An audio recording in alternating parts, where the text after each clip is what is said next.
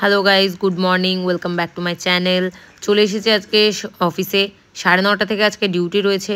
তো চলো দেখা যাক ওয়ার্ডে যাই, কেমন দিনটা কাটতে চলেছে তোমাদেরকে শেয়ার করব। তো আমার সঙ্গে থাকো, সবাই স্টে টিউন।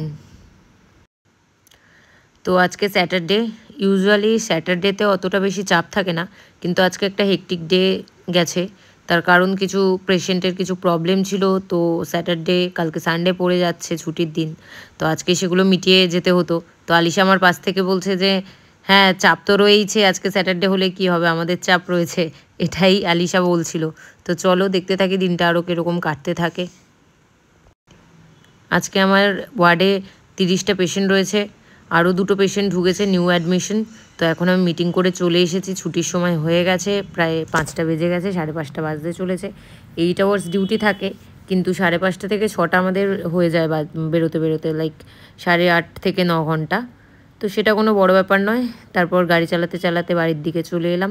আজকে রাস্তাটা দেখো কত সুন্দর লাগছে। এই রাস্তাটা দিয়ে আমি বাড়ি ফিরি রোজ। তো এটাই আজকের ব্লগ। সবাই আবার নেক্সট ব্লগের জন্য আমার সঙ্গে থাকো। ভালো লাগলে লাইক, শেয়ার, কমেন্ট করো। আর খুব তাড়াতাড়ি দেখা হচ্ছে। তো চলো এই পর্যন্তই, সঙ্গে থাকো, টাটা।